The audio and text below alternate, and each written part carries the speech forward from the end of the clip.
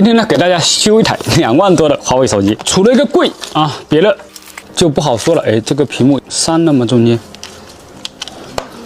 它的问题呢不大，插卡无服务，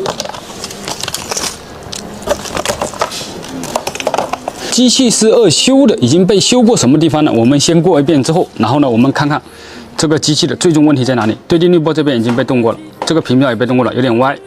好，信号部分这边呢，屏幕呢也都被动过了，这个有点进水的痕迹。如果这个机器呢是进水的，那我们首先看一下它有没有漏电。如果这个机器漏电的同时并伴随着这个无服务的时候，我们维修的方向就会不太一样。好，我们先给它通电看一下。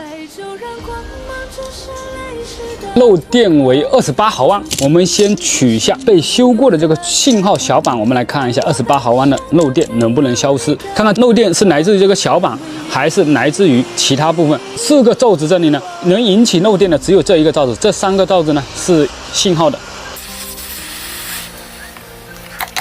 再对电流进行观察，这个漏电和这个小板是没有关系的，但是它这边地方我们先不排除啊，先不排除它信号问题，我们先解决漏电问题，说不定漏电的地方也恰巧影响到了信号。这个进的水有点油腻，能确定了。漏电的区域我们已经找到了，在这个电源的周边。有布满了这个电解质，黄色的东西现在不知道是什么东西，不知道它是进了水还是进了什么。最严重的是下面这一颗电源，这里堆了一堆电解质，在这个区对这个电源进行处理。第一步操作，取下腐蚀最严重的这个电源。刚才最严重的区域，也就是在这个区域，就是电解质最多的区域，在这个范围之内，对电源进行清洗、磁吸之后安装就可以了。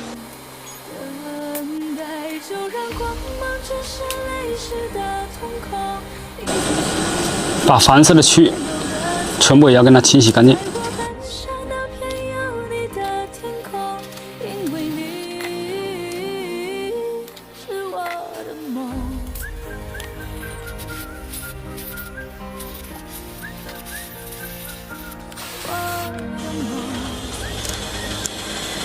好，这个时候呢，我们已经解决了这个漏电问题。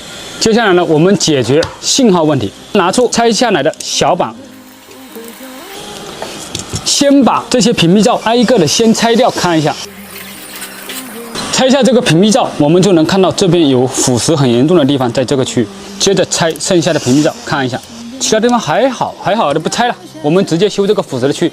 然后呢，拆这些屏蔽罩的温度，其实呢一样啊，我从头到尾也都是500度。然后呢，这个小口的是直分的，然后呢那个大口的是旋分，然后上面一个是直分的分腔，下面一个是旋分的分腔。供电部分腐蚀比较严重，我先取下芯片看一下有没有腐蚀。下面没有腐蚀啊，但是呢，把点取歪了，装回信号小板，对它进行测试。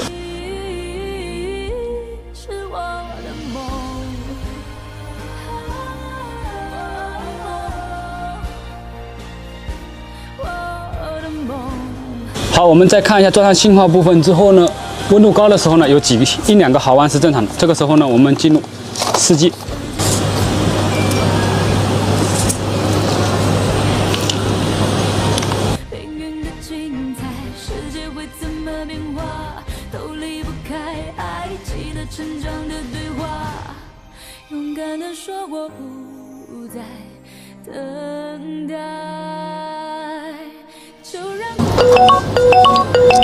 好，来了。好，从这里我们就能看得出来，中国移动、5G、满格、HD 什么都有。剩下的还有很多事情要弄，比如这个屏蔽罩是肯定要装的，这个屏蔽罩不装呢，很有可能他们回去操作的时候会导致引起这边裸露在外面的地方引起短路什么的。然后呢，主板还要对它进行最后的清洗，才能最终算得上是一个完整的维修。还有擦拭干净、装线头、粘后壳。由于这个视频的关系，修复就到这里，再见。